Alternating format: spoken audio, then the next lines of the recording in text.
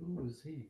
Hello, good morning, and welcome. My name is Jenny Mae Donnell, and I am the president of the Black Hills Playhouse Alumni Association. Having grown up in Hot Springs, the BHP has influenced my life, my theater life, my whole world. And I would like to thank all of you guys for being here this morning to share with us. And also, I want to thank my husband, who is upstairs working on Diane's photos and some photos from Sunquists that may appear in this program, not today, but in later. And thank you, Menno. And I also want to thank Mark Mearsman for putting up with all of us and getting us on screen today. So thank you, Mark. This marks the first oral history recording. Yay! Yay! And if it all goes well, we plan to do 63, 73, 83, 93, 2003, 2013, and 2023, all in um, all before, so to speak, to help set the stage for the 80th celebration, which is July 24th through the 26th next summer, 2026. And of course, you all are invited, and it would be wonderful to have all of you there. So put that on your calendars. So this is an effort to uh, bring all these wonderful years, get a little bit of history from the Playhouse, and bring people together. So, thanks to Dorothy Delicate's One Man's Dream, 1963, in my reading, was a very important growth year for the Playhouse. And the highlights for 63 included Jack Cannon coming into the company, and he was a reviewer for the Rapid City Daily Journal. And he spent a day as a member of the company and then played three little parts in Gulch. And you guys may talk about that. Out of necessity, the gift of a new parking area was completed by Northwestern Engineering. Out of necessity, Sunday's matinees began. And for the first time, I think, in the Playhouse history, BHP showed a $4,000 profit, which is amazing, and an audience increase of 2,600 patrons. Wow. Yeah, exactly. Big year. So, the success of South Pacific, which I know we just were talking about, um, again prompted the reserve seating system that was developed for the next year because in 1963, according to Dorothy's books, patrons were lining up for box office when we left for dining hall at 5:30. So the Playhouse was bursting at its seams to seat the single performance attendance record of 467 for a performance of South Pacific. Amazing. 467. So this was 1963, a big year for Doc and a big year for the Playhouse. And we're honored to have James Haberman, Jimmy Jim, with Hmm. us as the host. And I'm going to skip a few years forward and read a bit from Dorothy's book, One Man's Dream, to introduce Jimmy. And this is from 1971. A record of a different type was also set in 1971. Charlie's Aunt, produced at the Black Hills Playhouse in 1954, was again scheduled for 1971. Hap Haberman played the title role in the 1954 production. Unaware of this, director Robert Twitchell cast Jim Haberman, Hap's son, in the same role in 1971. Jack Cannon, the reviewer I mentioned before from the Rapid City Daily Journal, commented on this occurrence. Wednesday night, Haberman's son Jim, who was 2 years old when his father played the role in 1954, donned the same dress his father wore and clearly demonstrated that he's a slice off the old ham. And without further ado, I give you that old ham, slice of the old ham, Jimmy James Jim Haberman. Thank you. Thank you. Thank you. Thank you, Jenny May. And thank you for introducing me with that review that may or may not have been all that positive now that I look back at the wording. Uh, 1963, I was 11. It was a great summer, as Jenny May said. It was a big summer for attendance. South Pacific had just massive crowds. There were for the first time we had matinees that were set up, and I don't believe those were planned ahead of time. It was sort of done as an ad hoc thing as the show kept selling out more and more. And of course, it became the standard for every musical after that. And yeah, we had a huge amount of attendance on some of those performances, and they were able to set up so many folding chairs in areas that you couldn't do that now. So I don't think that record will ever be broken.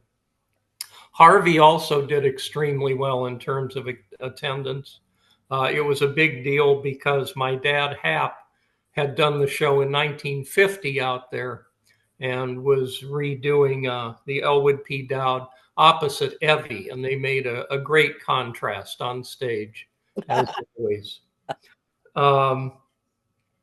So that season began with a show called Sabrina Fair.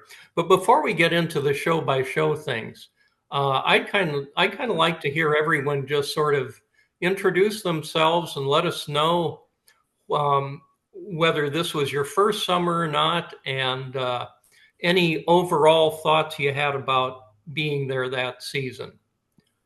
Diane, let's start with you. Okay. Well, two Diane. Oh, wait there's a two minute. Diane. Wait a minute. We have a Diana and a Diane. You're the one with Diane. I was going with Diane because she's first on my screen. Oh, okay. It's not a slight, believe me. We'll get to you. I'm a Diane? Okay. So my first season was 62 and then 63. And that's when Doc was, out of it. Then I came back in 99, 36 years later. Wow. And then in 2009 to do the Sugar Cane Sisters. So I feel I'm probably the one alum that has seen such a change. And because 62 and 63, nothing was precast. Mm-hmm. And my parents used to come to the Black Hills all the time. And my dad is the one that encouraged me to audition. And the Playhouse just holds a special place in my heart. We had no indoor plumbing. And we lived, the dorms were the old CC buildings. And Jim, I think the girls' dorm still had a pot-bellied stove. Yeah, one of them did, yeah. Right. And so then, of course, the bathhouse where we would have to go. And the sink was like a trough, which has been repurposed into a flower planter now. But the shower, the women were on one side, the men on the other, and the guys, of course, put holes through to watch us. And my biggest surprise was the first time I used the John, because it was a 6-seater with a board between it. And ever so often they would have this huge flush. And also in the bathhouse, we had 2 wringer washing machines. And I was familiar with that because I grew up with one. And one of the things I remember about the bathhouse is coming up the hill. This was in 63. And I heard these yells, "No, go away, stop." It was Anne Valentine, who was cornered by a buffalo in the bathhouse. And how they got Anne and the buffalo out, I don't know. Wow. I talk too much, so No, that's quite all right. You're doing great. May I interject Doc's bio of Diane in Plain and Fancy Night the year before? Diane comes to the Playhouse from Omaha and Omaha University, where she is a sophomore working towards a BA in Speech and Dramatic Arts. Last year at the university, she drew acting assignments as Laura James in Look Homeward Angel and as a Passionata von Climax in Little Abner. She was named Best Supporting Actress by the University Players for her role in Look Homeward Angel. Tonight, Diane is seen in Plain and Fancy as Katie, her first role at the Playhouse. Thank you. There you go. Well, let's just move on briefly and get everyone introduced. Skip, I think that means you're next. All right. Good to reminisce, go back a few years, and here we go way back to the first time that I'd have even done a Broadway show. It was quite a shock. Doc asked me if I'd do the musical, and sure. So I thought that would be kind of fun. I didn't realize Playhouse is a little different than what you are used to musically. But if you're brought up that way, thank goodness. But I had some very interesting sessions over the 16, 18 summers. What was funny is I said, sure, I'll do it. So I packed up my car, 1936 Packard convertible, wire wheels, rumble seat, all that. And I thought I was gonna, if you work with some locals, you have some other time. Well, I got really shocked when I got in there and I went to Doc and said, okay, where do I stay?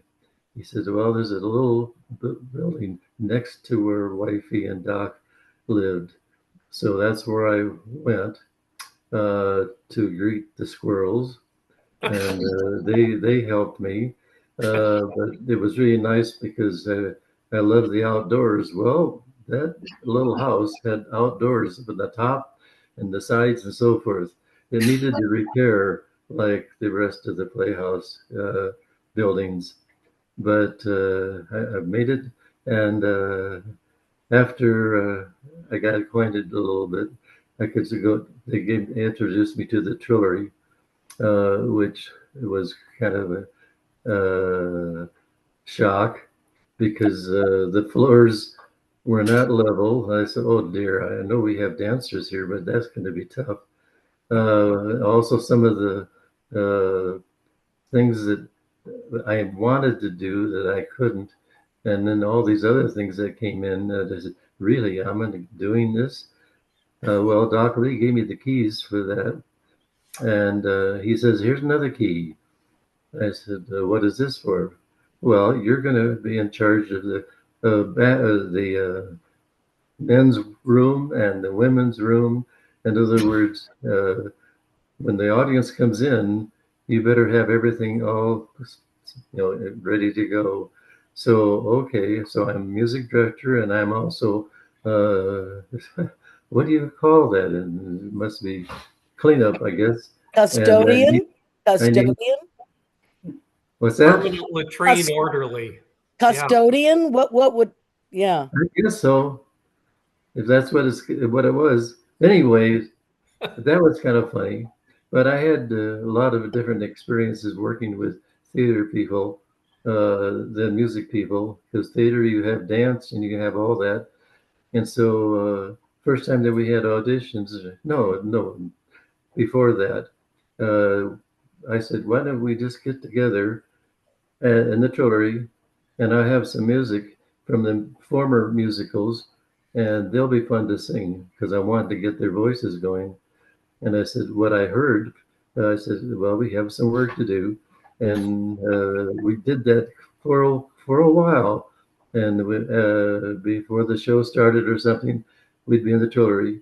And by that time, we'd leveled the floors, thanks to Hap and his people that worked with him.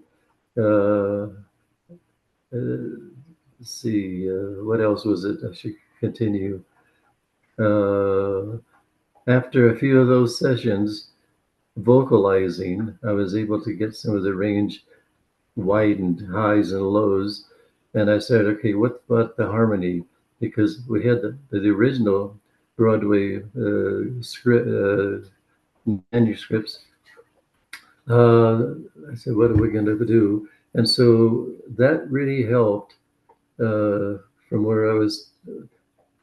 My previous experience was with high school choral and marching band and stuff like that. So I said, okay, I need to do some of the same things that I did educationally. And so we developed ranges which would help the scores that they sent us from New York, I believe. Thank goodness for those, because I could use that and rearrange for the kids that we had. And same way with instrumental. I just said, oh boy, basically we have to have some instruments if at all possible.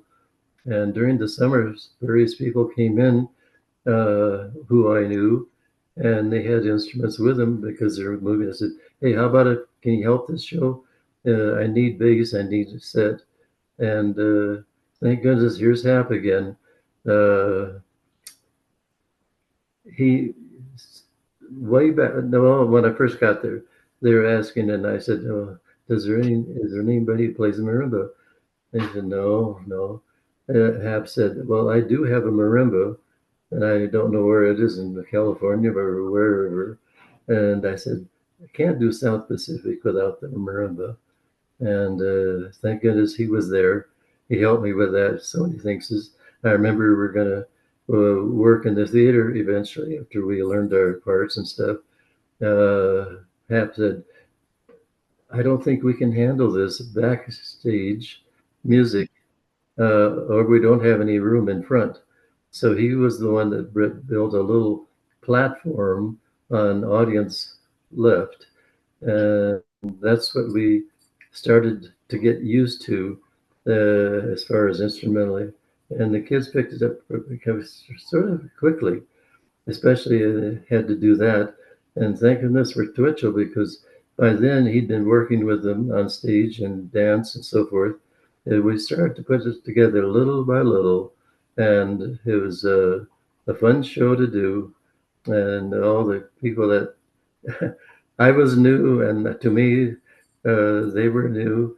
It was interesting evenings in practice sessions and so forth, and they were eager to learn.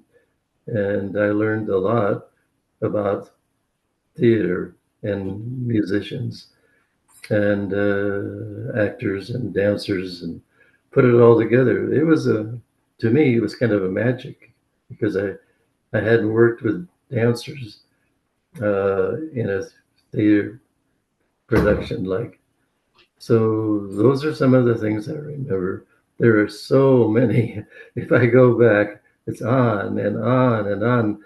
The many summers, and everybody, here they are. The next season, they didn't show up because they something else.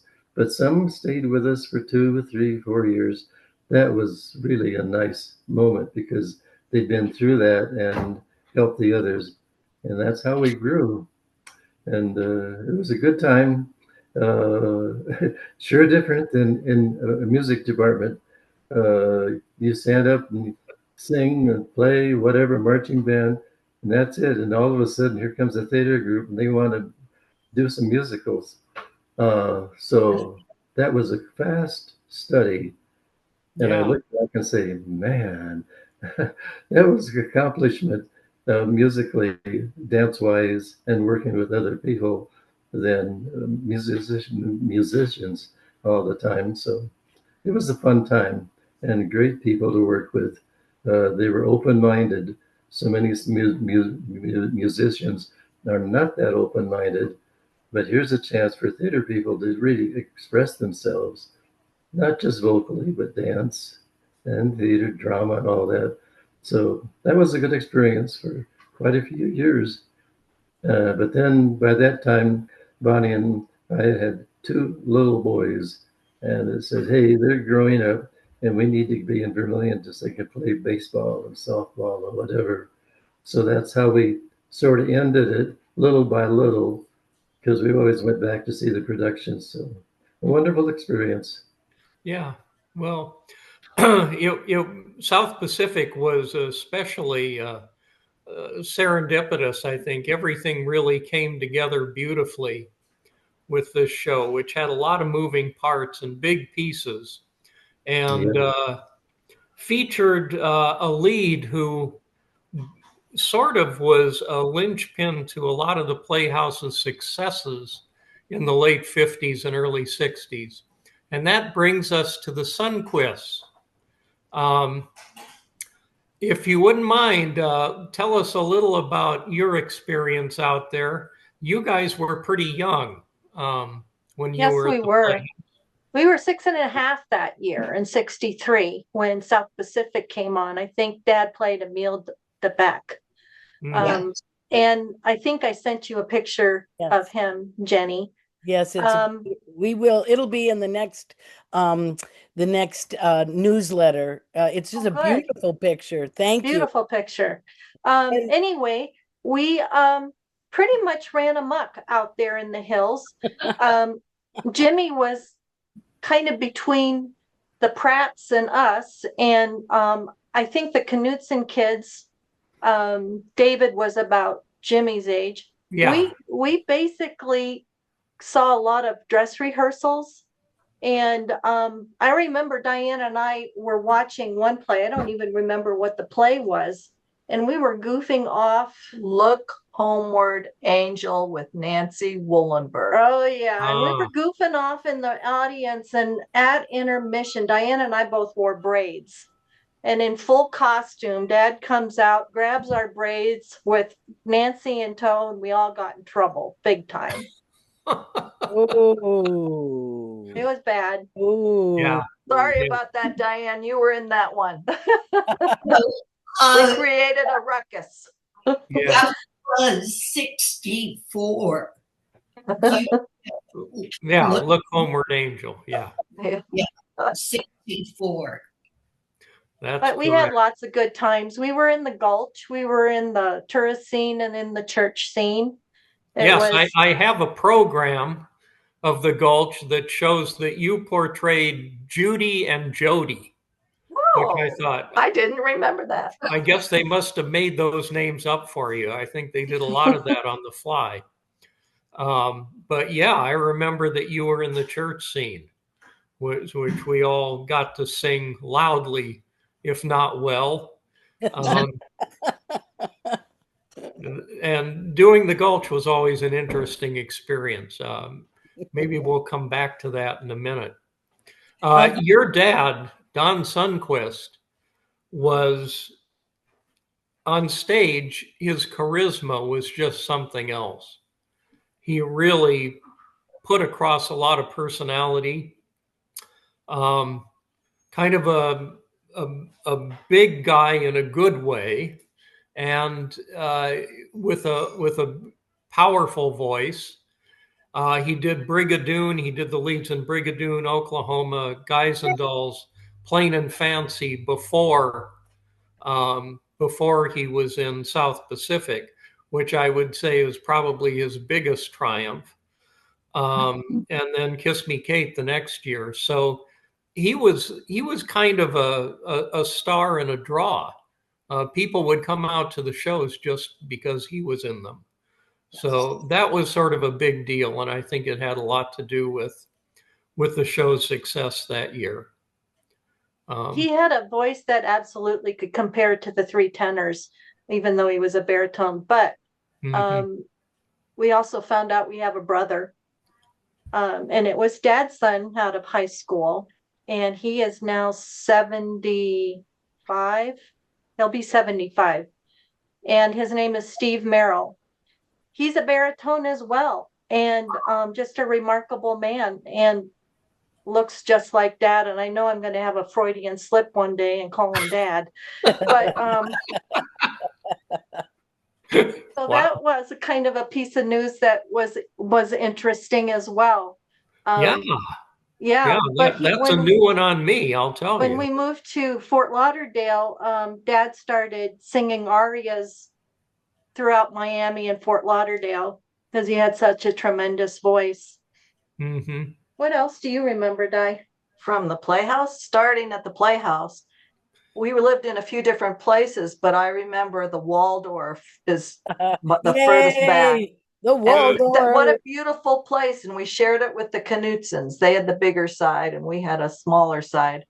But what a wonderful place. And we had kids that right there, the Knutson kids. And then right across the way was Doc and Wifey. Mm-hmm. And if you ever got stepped on a nail or something, you were hauled off to Wifey to get a tetanus shot, and she gave you a dime. Ooh. Did you ever get a dime? Ooh. Wow. Yeah. So and then you could run right to the snack bar. And then we had a hill in back of us, and our mother took us up there one time to get pine cones, and there was a snake. She ran down the hill, left her two little toddlers up there with the snake. But Wow. that was, and then we shared the house with Grover. And Yes, that's now where my I daughter is most married remember into you. Grover's family. Who's Grover? Who's Grover? Grover and Ada O'Connell were the caretakers. Actually, you never saw Ada. She hardly ever came Oh, out. you didn't. But Grover was around everywhere, and he was in the Gulch too. And he was kind of a delightful old guy. He was. He was fun to talk With to. his green pants and his suspenders and his hat, and he just was wonderful. Yeah. He seemed to be about 800 years old, all of us, I think. He did live to be about 100, Jimmy. 103, I think. 103. Wow. Yep. Yeah, he was a terrific fellow, and he loved being in the Gulch. He'd kind of perk up that day. It was sort of the opposite of my mother Ellie, who would go into a panic every Monday morning because she just hated being on stage, which was odd for someone so theatrical in life She was. to be absolutely terrified of being on stage, but that no one would let her and Evie not be the two dance hall girls. So they ended up doing that for about 20 years. And she hated every moment of it. I'll be darned. Yeah.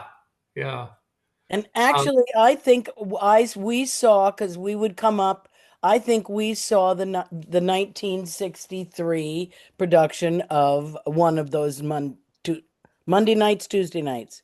Monday nights of Gulch. Yeah. And so I think that I was privy as a young kid to view that production as I thought back through my life. Mm-hmm. Interesting. And while I've interrupted, Bonnie, if you're still there, please come and sit next to Skip. because yes, here's another one of the wonderful alumni that needs to sit down by Skip so you can be, even though you weren't there, you come the next year. Do you not? No, came in 65. Oh, Yeah. well, sit down anyway, please. You're a big part of the history. But You're in an honorary 63er. 1963, I was working up at Mount Rushmore. And we came down for the dress rehearsal for every single show. And one of the things that I remember most was I went to South Pacific and I saw this hand sticking out between the slats, directing. And I thought, boy, that's really interesting. Never realizing that 2 years later I would meet this hand. Yeah. And we will be celebrating our 59th wedding anniversary this month. Congratulations. Congratulations. Wow, that's terrific. Are we going to talk about the Gulch a little bit? Yeah. Well, we could. I'll tell you what, your flashlight kept everyone going. That's right. That Well, I was had some interesting. I think the most exciting thing, I'll just mention one of them. Doing the Gulch, we needed a guitarist. And This was after Byron, yeah. Yeah, what is his Gordy Pratt? Gordy Pratt. Bob Pratt, and he brought his son out, yeah. and so that's how I met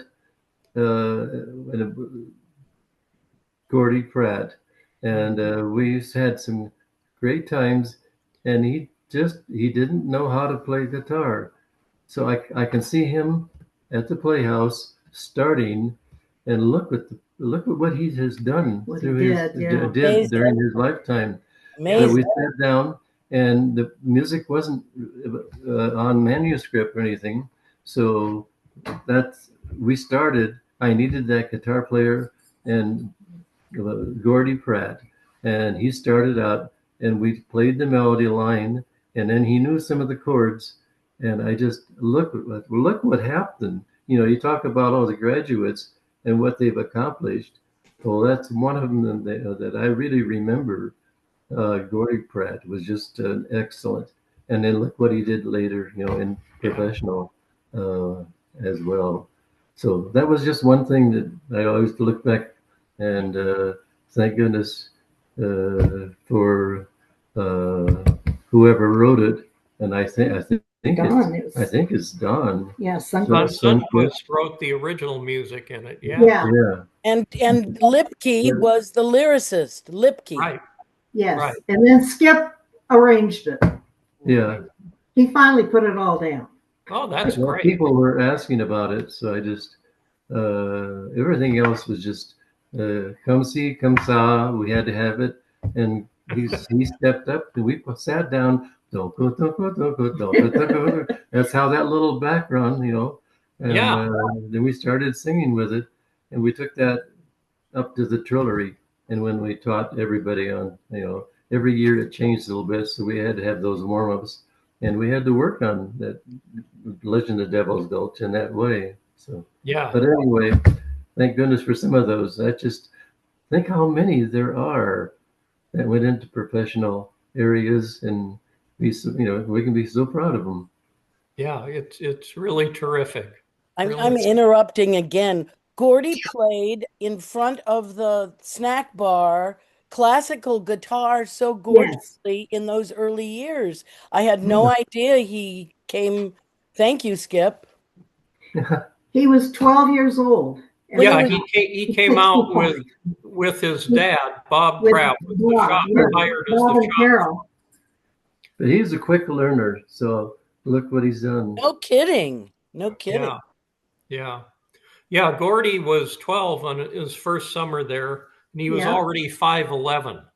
So yeah. Oh yes. And skinny. And very skinny, and stayed that way. Yeah. But just kept growing for a few years.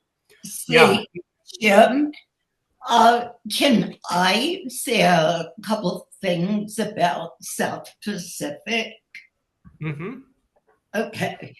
First of all, you were talking about dancing. We danced on concrete, so we had to wear tennis shoes. And one performance, I think Banya's, when the park workers came to dress, I did a high kick and my shoe flew out into the audience. And the other thing I remember about South Pacific is one performance, it rained so hard, it was just pouring down. So members backstage said, Diane, run over to the door and shut the windows. And we were waiting to go on for a wonderful guy. And so it shut the windows, came back. Everybody was on stage but me singing. And the choreographer said, Diane, just flood her on stage. Just flood her on. I refused. And that night, Jimmy, your dad, said to me, well, Diane, I really enjoyed your performance. And your dad is two plays that I was with him in are the only plays I ever missed an entrance, South Pacific and The Merry Wives of Windsor.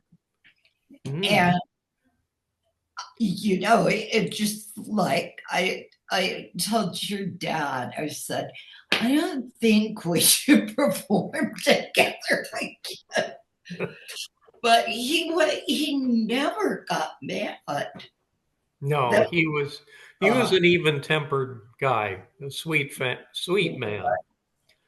And the other thing, South Pacific, that caused controversy in the company is they precast Miss South Dakota as the female lead. And, you know, during that time, no one was precast. Yeah, it was rare.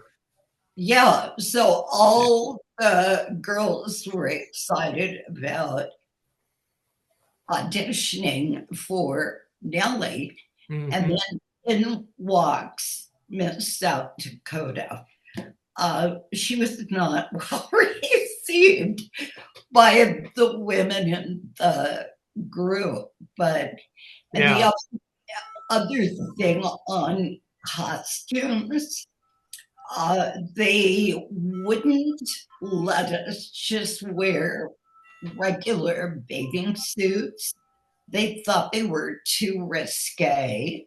So they covered our bathing suits with short skirts and fabric.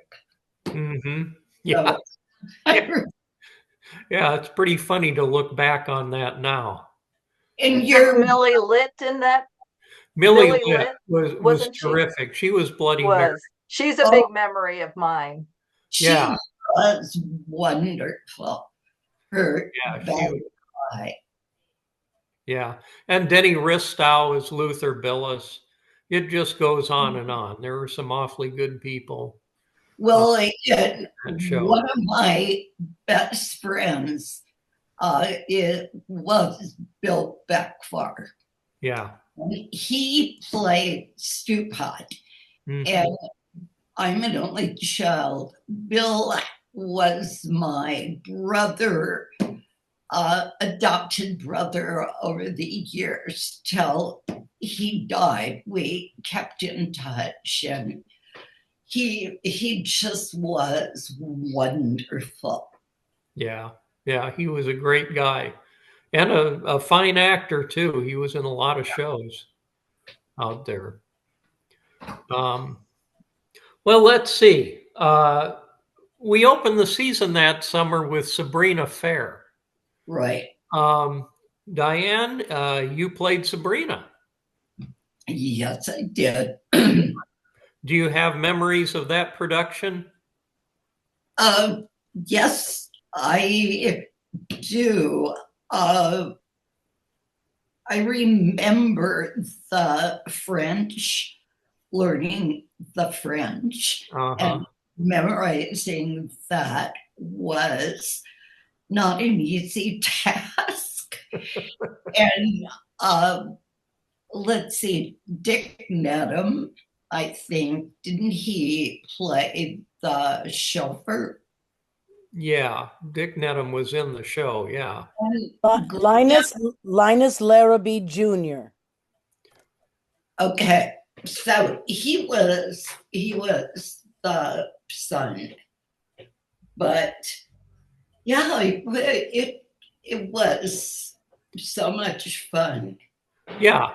The Playhouse often opened with kind of a contemporary comedy of manners back then. That was Right. sort of Doc's usual mode, and Sabrina Fair sort of fit with that scheme. What And the do you next show, what do you yes? mean? What do you mean by that, really? Well, very often, Pleasure of His Company, Mary Mary, these were fairly recent light Broadway comedies that he would usually put on as the first show of the season. And I think sometimes he did that because some of the newer ones had smaller casts, and you needed that for the first production. Because not everyone was there yet and available to be cast in shows. The second show that year was George Washington Slept Here, the old Kaufman and Hart play. And I remember that was quite a good showcase for Dick Wilcox. Yes. Who had arguably the best role in that show. The part that made Percy Kilbride a star, the Pa Kettle in later years. And I think that show went over pretty well. It's sort of not first-rate Kaufman and Hart, but it was a funny enough show, and I think it drew nicely. Yeah, and I think you were in that too. Yes, I played Hester, the maid, but I'm going to insert when you talk about memories. When I wrote you and Jenny, I thought the infamous trip to Denver was after South Pacific, but it was after Sabrina Fair. And just briefly, for the record, that summer my dad leased a Ford Fairlane car for me to have. So I was very popular, taking people around. Well, Bill Backfar, Roger Miller, Margot Shanley, Kay Haverstein, and Jim Borman were all huge Elizabeth Taylor fans. And her movie with Richard Burton, Cleopatra, opened while we were doing Sabrina Fair.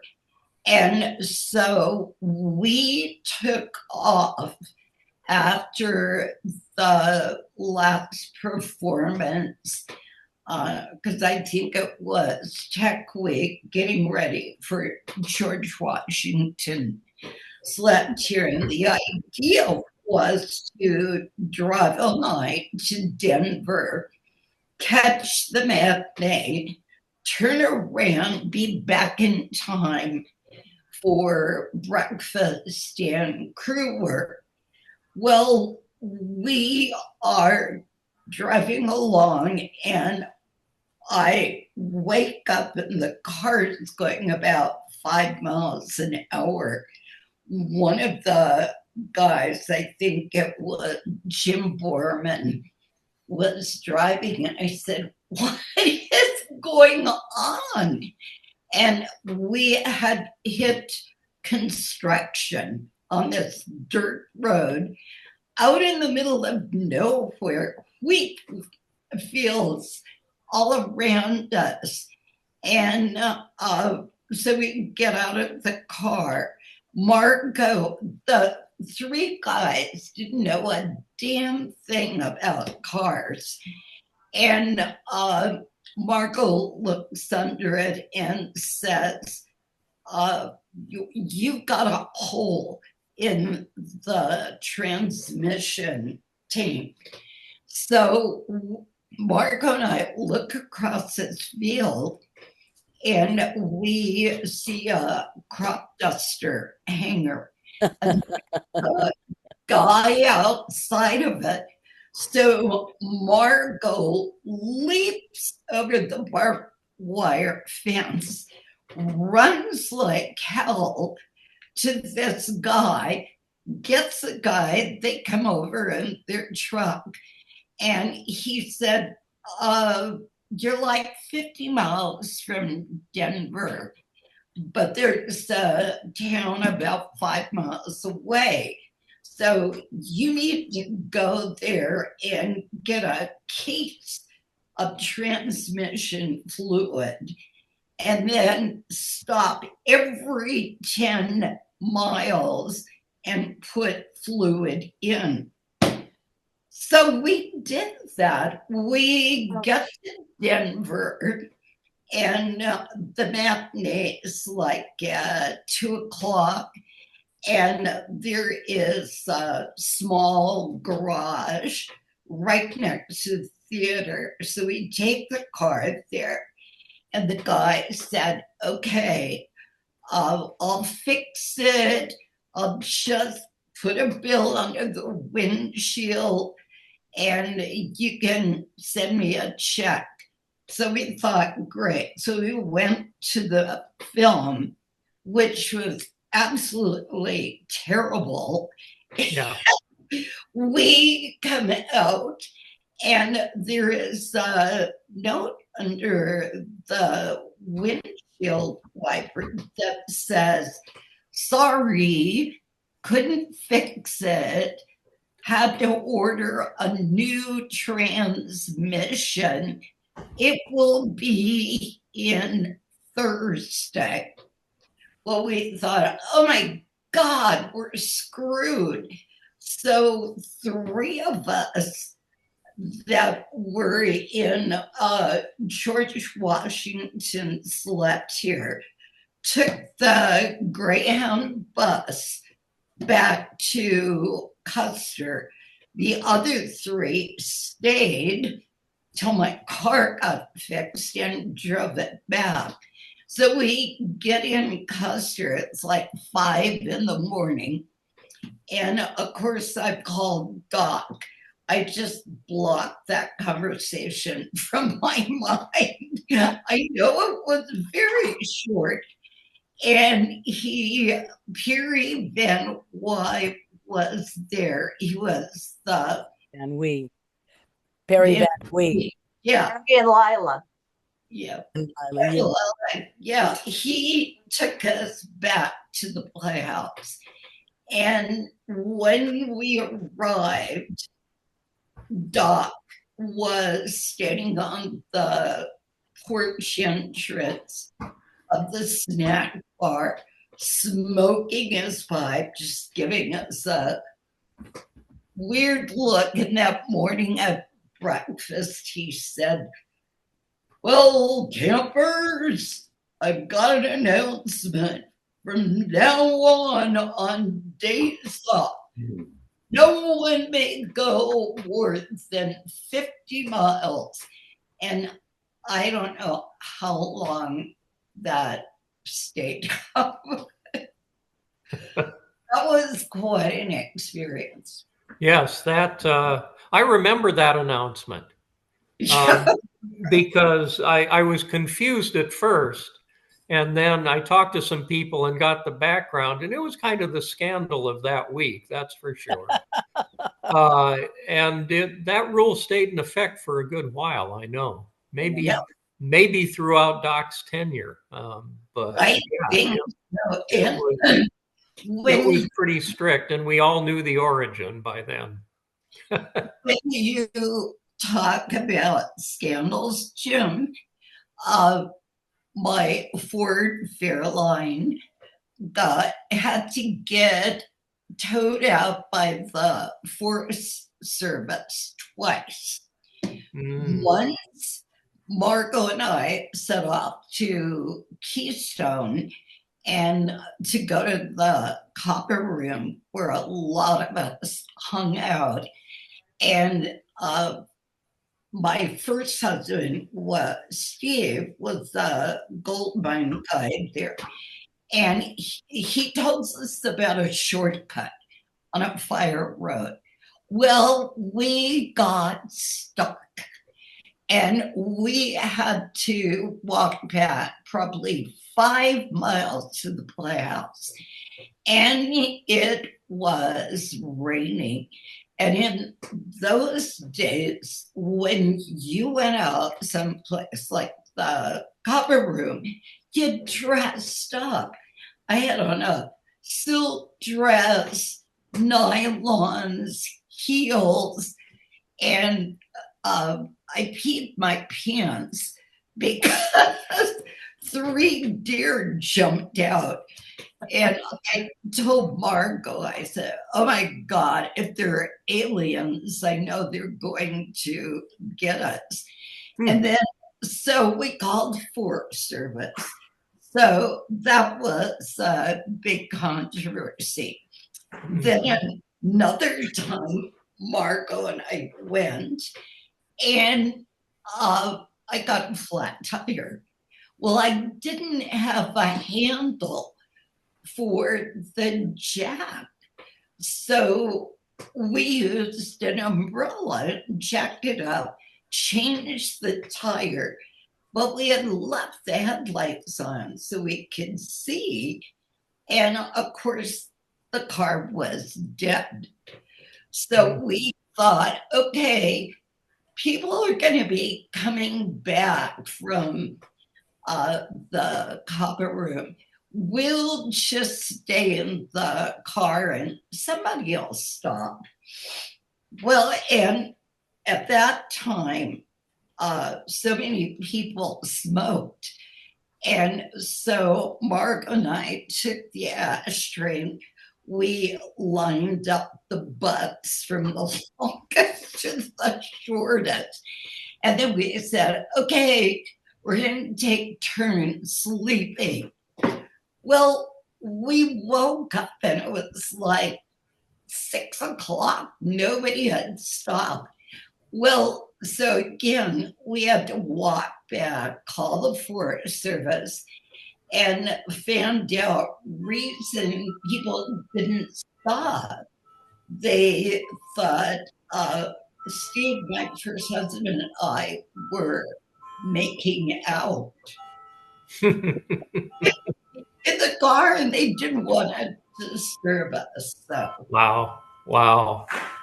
Yes, it was clear that you and Margot were a couple of party girls that summer, or those summers, and that kind of sort of tallies with my memory too. yeah, Even though I was a mere 11 years old at the time, I noticed Mine things too, like and I was younger. yeah, yes, exactly. Well, let's see. After that show, of course, we had Harvey after South Pacific, and again, it was a big success because it was a popular show, and you had Hap and Evie in there. And I remember Beckfar was particularly good in that as the doctor at the sanitarium. Chumley. A very jittery kind of performance. I ran the spotlight for your dad on that show. Well, that's good. I'm glad. That's a good memory. The last show of the season was something called Legend of Sarah, and it's one of the few shows out there that I have absolutely no recollection of. I don't remember seeing it. I don't remember what it was about. Nothing. I've looked at the program. It doesn't jog any memories. Diane, do you? No. Does it ring a bell for you? No, it doesn't. Well, so there we had possibly the most unmemorable show in the history of the Playhouse. Dania and Diana, do you have any other particular thoughts about this season? Well, we're going to go out and see the last show of the season today. Yes, I know you. I know you can't stay much longer. So looking forward to the Book of Will. Yeah. Yeah, it's been we get full tickets every year. That's great. Thank you. But back to that year, it's hard to really separate the years in my head. It is, especially if you were just a kid out there. Because you know the shows weren't the big deal. It was running around and playing in the hills with all the with the other kids out there. And now you go out there and you think, how could that old theater fit in that little spot? Yeah. You know, it's like I look over there and I think that's where the old theater was. Yeah, the old theater was kind of a marvel because it was such a ramshackle thing. Yeah. To begin with, certainly in those later years, we all recall. Do you guys remember the Christmas parties? Oh, yeah. In the old theater. Right. And they were so much fun. And I remember in '62 on Plain and Fancy, we drew names of people to do gag gifts.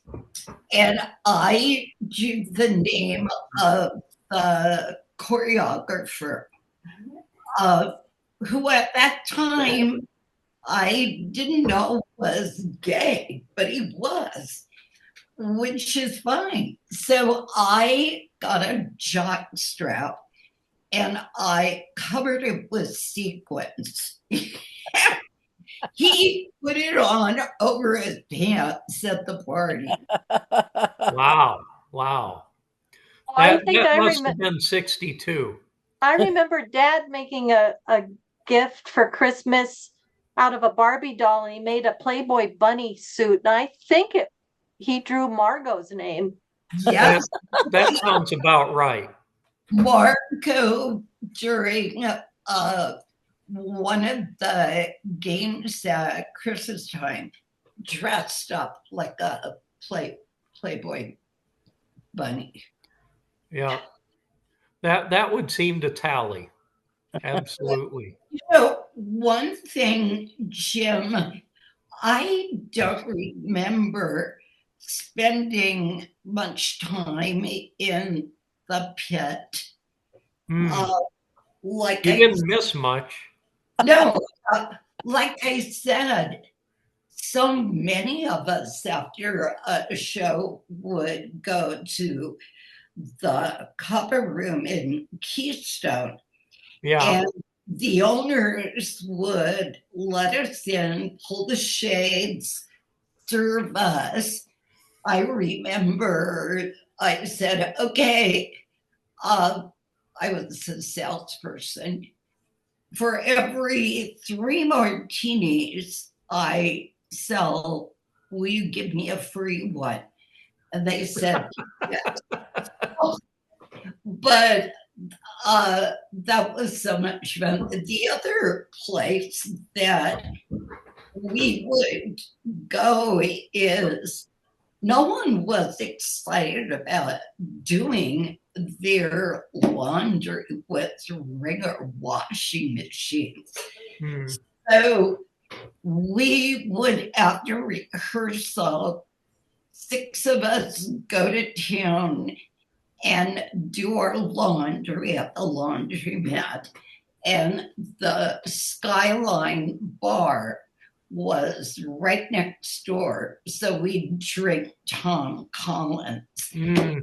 And I drove like a bat out of hell because when you know the road, you can see through the trees. You can see lights coming. And so we never had a wreck. Yes, I always thought it was amazing that there wasn't a lot more of that back in those days, because there was a lot of nighttime driving that probably shouldn't have happened. Well, and it's kind of And like, that goes throughout a lot of summers. right, how did we have time to do all this, work on sets, memorize lines? I took 10 college credits. So I had to, do crew work. And to say I was not the sharpest needle in the costume shop for plain and fancy. We had these pastel costumes. They were plain with big sleeves. Well, my job was to hem the sleeves, and I had 4 dresses I had to do. I did it on the wrong side. So the costume mistress, I can't remember who it was, said, "Okay, Diane, you know what you're gonna do tonight." So I stayed till like 3 a.m, taking out the stitching and redoing it. Yeah. Was Marion Reed in Might the have been. costume shop? Oh, I yes. don't know if she was doing it in 62. Our mother was in the costume shop a lot too. Yeah. Yeah, I remember that. Yeah, Marion was in a lot of shows in those early 60s years too. She So- was sort of the main leading lady. Marion Reed. This is Marion's Sabrina Fair in the program. This is Marion's 4th year at the Playhouse, where she is presently serving as costume mistress. So you're right. Yeah. Okay.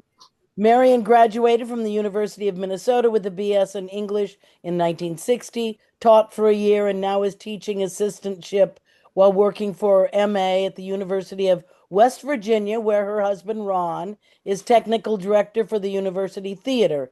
Marion is also a familiar favorite of BHP audiences, for she played Annie in Oklahoma, Miss Tanner in Separate Tables, Myra in Hay Fever, Maggie in Hobson's Choice, and Ruth in Plain and Fancy. So she was a regular. Yeah, And she was in a lot of shows after that too, throughout. Marion scared the shit out of me. It really did.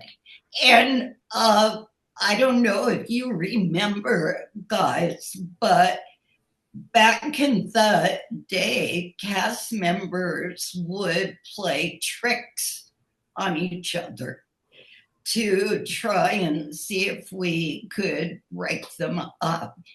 And when Marion was in Sabrina Fair, I was one, I can't remember who my accomplices were, but we put Vaseline in the filters of her cigarettes. Oh, Wow. She was not happy. you know. I can imagine that. I don't know how much longer you want to go on with this little chat fest. I think we're gonna leave you. It was so Okay. nice to see all of you. Jimmy. Well, I've got one closing story about Graham that I'd like to share. Oh, yeah. This was I Graham have Thatcher's memories of first Grandma. summer. Yep. And he was a big deal at the Playhouse for many, many years. Oh, boy. He had this uncanny way of being able to appear much older than he really was. Yeah. He played a lot of elderly people, even in 63, 64. And his first summer out there, he had a lot of success in terms of being in shows, but he didn't enjoy a lot about it. I know one thing he talked about was that there wasn't enough food Yeah. being served at the dining hall.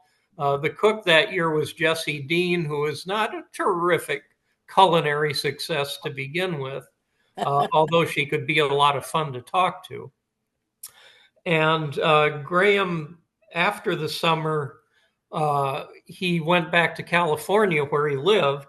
And at Christmas time, we saw him up in San Francisco because we used to go there almost every Christmas. And he lived not too far from there. So we met him at a restaurant. And when I say we, actually, because I was only 11 or 12, that didn't include me that night. But Hap and Ellie met with him, and they had a great dinner. And during the whole dinner, Graham did nothing but gripe about the Playhouse, about the bathhouse, about everything you can imagine that was horrible about it, and said he would never, ever go back to that place, even though, you know, he enjoyed a lot of the people and some of the things he appeared in. He said it was just a miserable experience. And mom and dad just sort of nodded along with him. Later on, at the end of the dinner, as they were leaving each other, mom and dad hugged Graham, and mom said, "Well, we'll see you next summer." And Graham started to laugh, but as he looked at them, he realized that she wasn't joking, that she really meant that sincerely. And he just sort of shook his head and left. And he said, by God, within 2 or 3 months, the fever hit me. And I went back year after year after that. So I think that was something a lot of people sort of experienced, was at the end of the summer, you couldn't stand, you were really ready to get out of there because it had been a summer of a lot of deprivations. And but by the next spring, it's like, wow, only the good things were the ones you remembered. Absolutely. And Yeah, I think that's what drew Diana and me back to Custer to live and raise our isn't that families. something? Yeah, Yeah. that's great that you both came back. You know, I kind of miss your pigtails. You you were the cutest little kids in pigtails, I'll tell you. And it Well, was it was you fun know, being out there with you. Jim, the great thing about that era is the company was large, stayed together, you know, not like it is now where Right. people come in and do a show The and family. leave. Yeah, Were I mean that's the hallmark of the whole Doc Lee era, is that, you know, everyone was there for the whole thing, and it was mainly an educational sort of an institution. Um, I but have one quick question about Doc. Did he ever have a pet monkey? Not that I wow, remember. no, that doesn't sound very Doc-like. Um, I don't know. I somehow saw him on the porch holding a monkey on his shoulder. was this after an evening at the Copper Room, perhaps? No, I don't recall a monkey in association with Doc, although Well, I'm enjoying imagining it right now. yeah, and remember in the morning, he used to drive his truck through with the bell and ring it for all of us to come down for breakfast. Yes. Yeah. The ringing of the bell remained a cherished institution for years. Yeah. And that was always a big deal.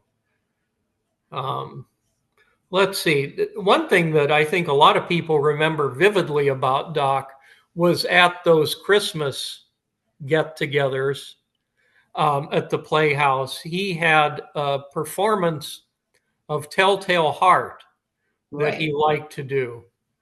And it was absolutely frightening because, let's face it, Doc was kind of an intimidating looking guy to begin with. And he would tousle up his hair and put a green spotlight on him in that old theater. And he'd speak in kind of a mock gibberish German dialect, but he'd act out the whole story of Telltale Heart. And it was very funny and yet a little spooky and creepy and frightening at the same time. He also had a poem that he liked to do, that it was sort of a takeoff on To Be or Not to Be. Yes. But he would hold a present, and it was to me or not to me. That is the question. And he would do a whole parody of the Hamlet soliloquy that was pretty funny. So Doc was a bit of a performer himself too, although he certainly didn't seem to be that way in a normal encounter. So that's about it for me. Thank you, Jimmy, for putting this on. It was so good to see all of you. We're going to take off. Oh, well, you know what? I hope I get to see you next summer. We'll be around. I heard you were just in Custer. I was with our kids. Yeah. Yeah, we were with Steve and Judy and with the kids. Yeah, it was a great time, and the two young ones sort of dominated the whole agenda, but that's okay. Remember, you always hanging around with Milt. You and Milt. You and Milt had to babysit us one time. Really? Dear, oh dear. I don't remember hanging out. You guys with didn't Milt want that to. much. Milt really didn't want to, but Milt, no, that would not be. He did it if you were there with him. So yeah. I can't imagine that could have been a very tough duty. But yeah, I wonder why. Yeah, they probably figured, well, Jimmy's not quite old enough to do this on his own. We better rope in someone else.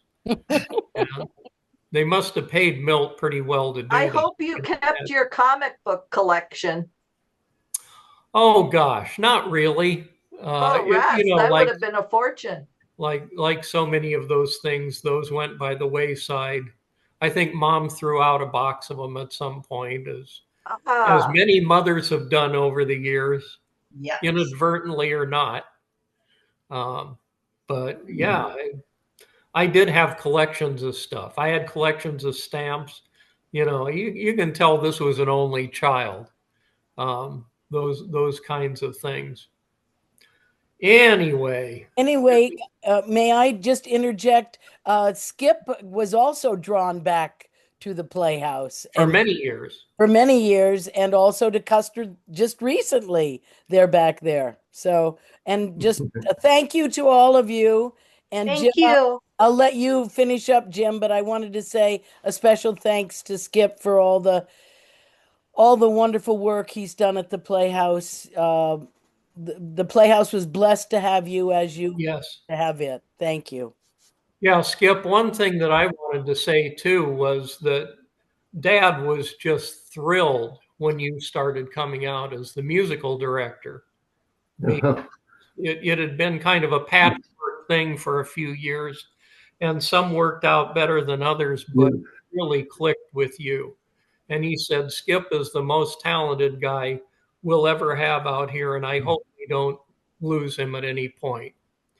You mentioned back about somebody not wanting to come back to the Playhouse, whether for the next season. Graham, yeah. But there's a spark there that once you're out there and you start working, especially with Sonny and Ron and so it's, it does something to you.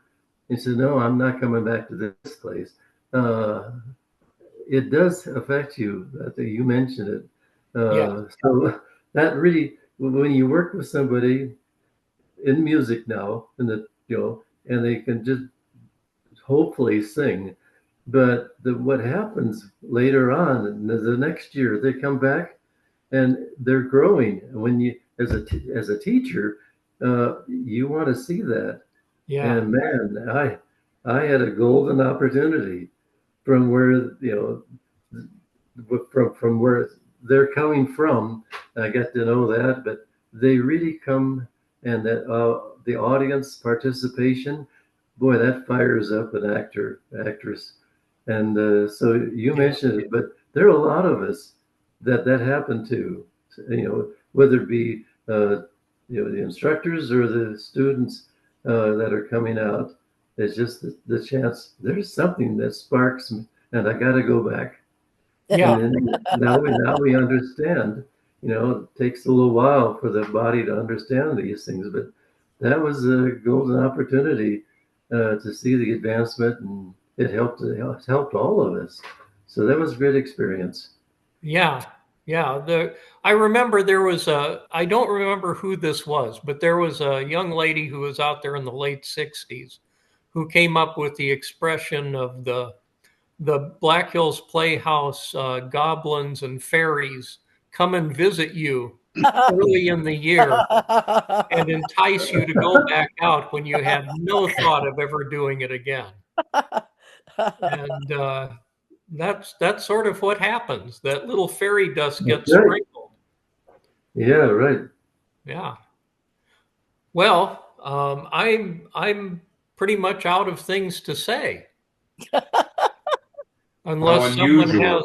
has a thought of something they want to talk about a little bit. All I can say is thank you all who started this, and it's wonderful you paved the way for the rest of us to come. Skip, you introduced me to musical comedy. I never had done anything like that before in my life. I wasn't the best candidate for it, as we know, but we pulled off a few things over the years, and it was a lot of fun. And I always appreciated working with you. Amazing. Yep. Yeah. And Skip, Damon, now you know everything not to do when you're hosting this one. right. Damon, So, Yes. yes, Damon will be hosting 1973. there you go. There you go. Thank you. Another memorable season. Thank you all so very much. Thank you for your devotion to the Playhouse and the history that you have laid, the foundations that you built, and blessings. Thank you, Skip and Bonnie. Thank you both. Yes. Thank you, Diane. And the girls are gone. Weren't they delightful? And Yeah. and Yeah. thank you, Jimmy, James, Jim. And I said to him, "Why do I call you Jimmy?" And he said to me, "Anybody, well, will you explain why your name?"